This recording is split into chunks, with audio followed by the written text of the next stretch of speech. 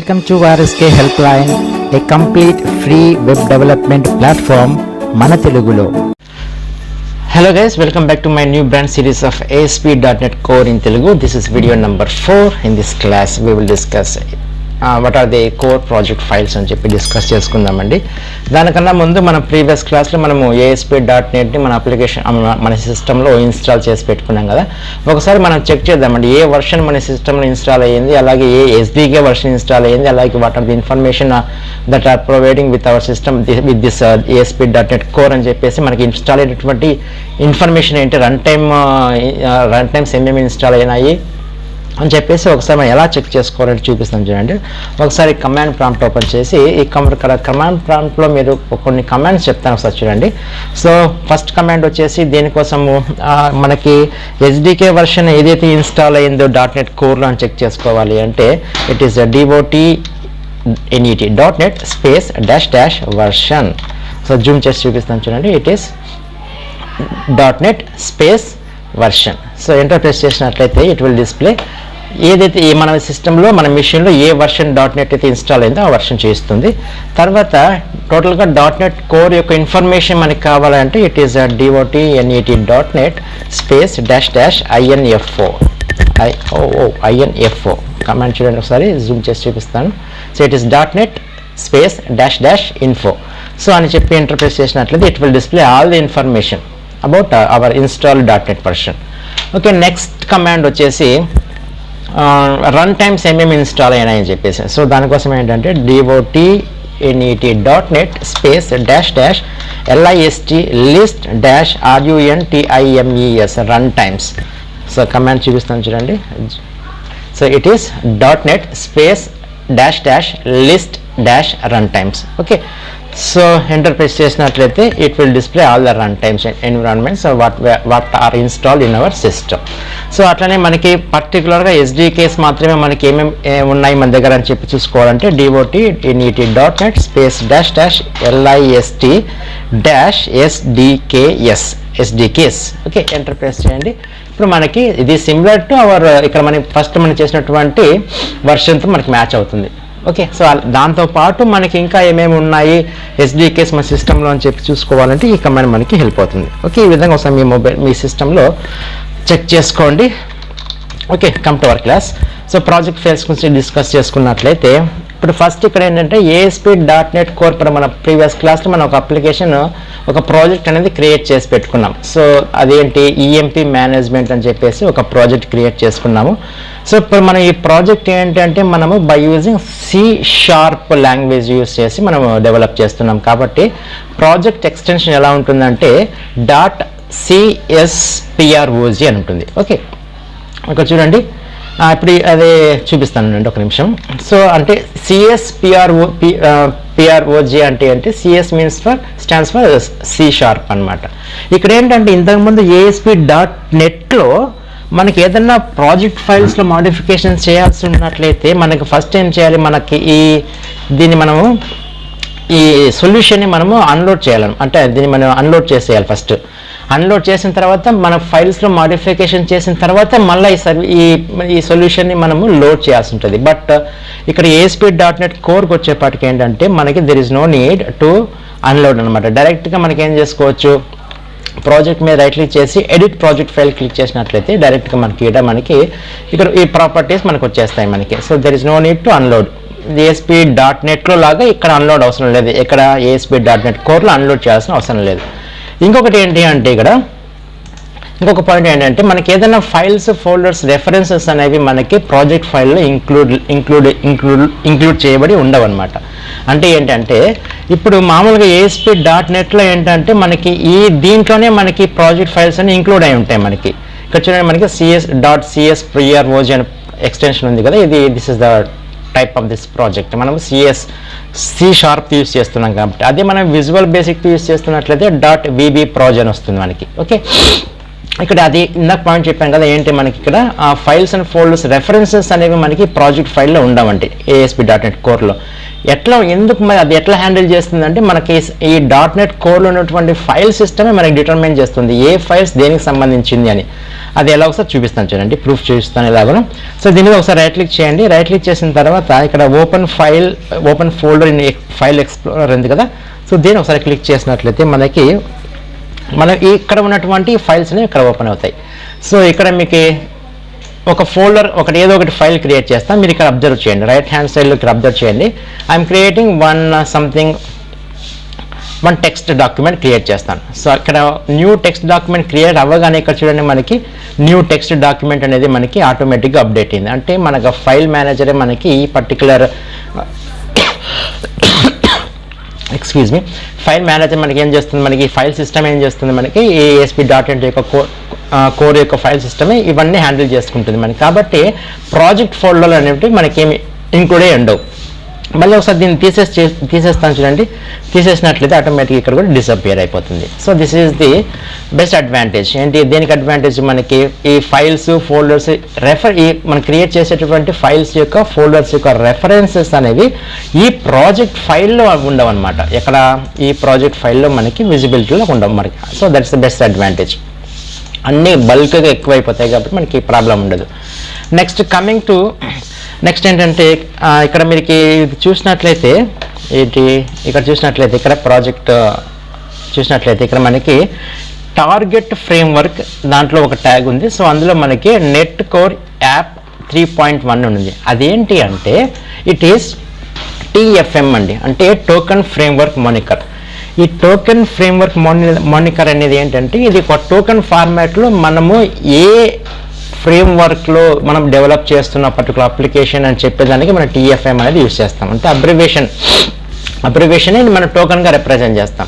ఇక్కడ మనం చూసినట్లయితే మన ఎగ్జాంపుల్ ఏముంది, మనకి సపోజ్ మనం .NET ఫ్రేమ్వర్క్ యూజ్ చేస్తున్నట్లయితే దాని అబ్రివేషన్ ఏమవుతుంది, నెట్ అవుతుంది. అలాగే వర్షన్ యూజ్ చేసినట్లయితే ఇప్పుడు NET 451 అంటే ఏమి, NET 4.5.1 అనమాట.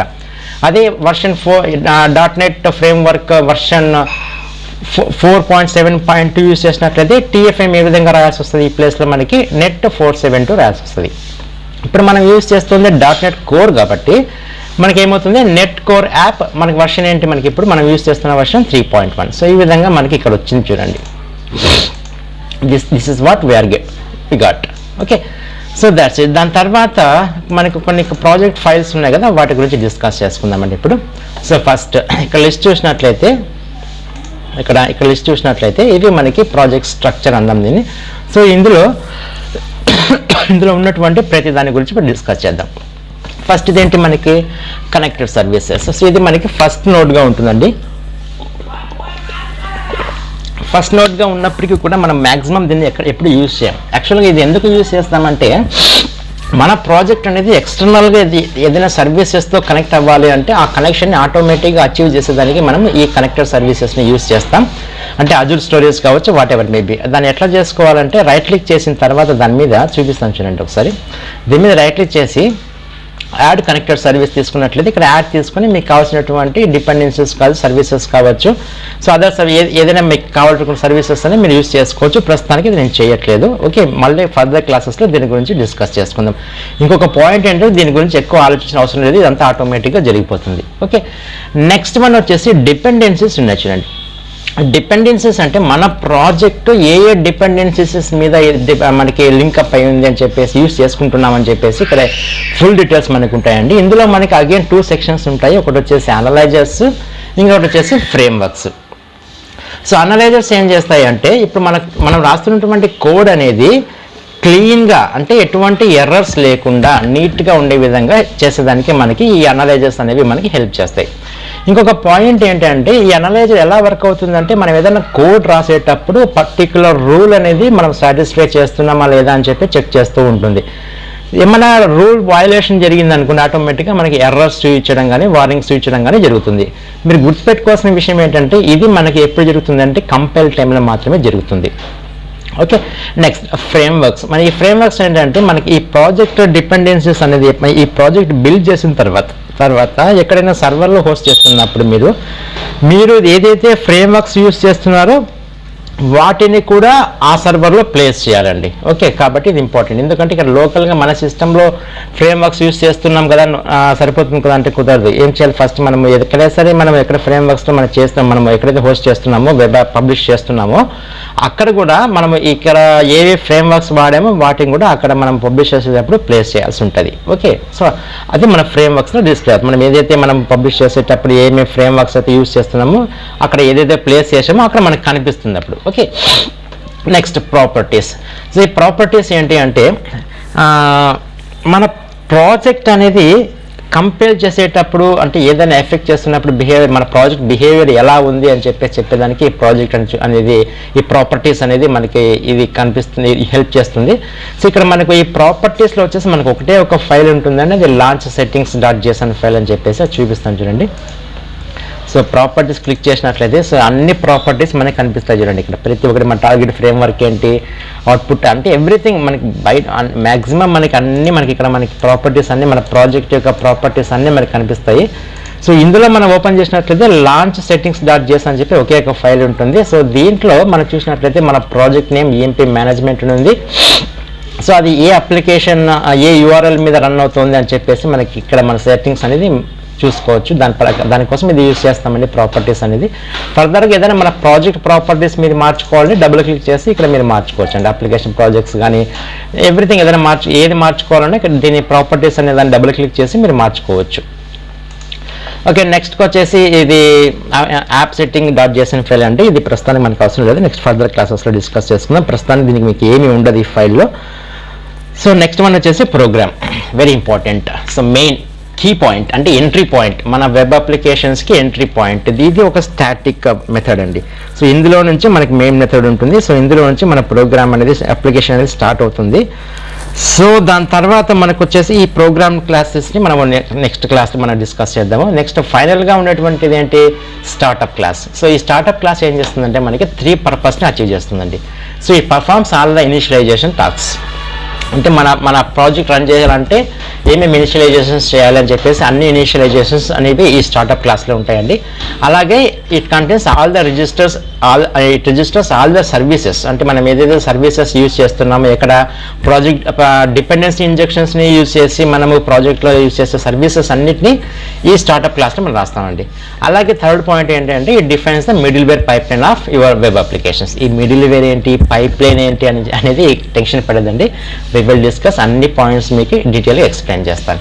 ఓకే, ఇదండి మన ప్రాజెక్ట్ బ్రీఫ్గా చెప్పుకుందామంటే మనం క్రియేట్ చేసినటువంటి ASP.NET Core అనే ప్రాజెక్ట్లో ఈ ప్రాజెక్ట్ ఫైల్స్ ఈ స్ట్రక్చర్ ఈ విధంగా ఉంటుంది. వెరీ సింపుల్, మనం ఏమి క్రియేట్ చేయలేదు, జస్ట్ ఎంటీ ప్రాజెక్ట్ క్రియేట్ చేసినాం. దాంట్లో ఒక 4 ఫోల్డర్స్ వచ్చాయి. ఒక్కొక్క ఫోల్డర్లో ఏమేమి ఉంటాయని చెప్పి చూసాం. ఇంకా ఒక్క ఫోల్డర్ కూడా మనం ఎక్కడ యూజ్ చేయలేదు.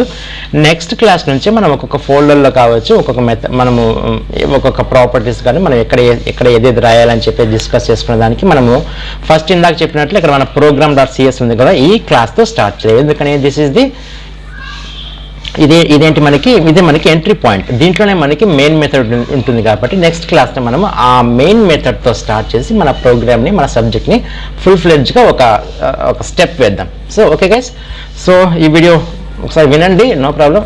జస్ట్ థియరిటికల్గా ఉంటుంది, బోర్ కొట్టినా పర్లేదు. జస్ట్ విని అర్థం చేసుకోండి ఏమేమి ఫైల్స్ ఉంటాయి అని చెప్పేసి మనకు ఒక ఐడియా ఉన్నట్లయితే ఏమేమి ఫైల్లో ఏమేమి ఫోల్డర్లో ఏమేమి ఉంటాయి, ఎందుకు యూజ్ చేస్తాం మనకు ఐడియా ఉన్నట్లయితే బెటర్. సో ఫర్దర్గా హెల్ప్ అవుతుంది మనకి కాబట్టి ఓకే, నో ప్రాబ్లం. సో ఈ వీడియో నచ్చితే దయచేసి లైక్ చేయండి, అలాగే షేర్ చేయండి గైస్. అలాగే కొత్తగా విజిట్ చేసినట్లయితే మన ఛానల్ కారస్కి హెల్ప్ లైన్కి సబ్స్క్రైబ్ చేసుకుని పక్కన ఉన్నటువంటి బెల్ ఐకాన్ని క్లిక్ చేయండి, యాక్టివేట్ చేసుకోండి, ధబిల్ కొట్టండి. ఓకే నెక్స్ట్ 5th వీడియోలో మళ్ళీ కలుద్దాం. Until then have a nice day guys, bye bye.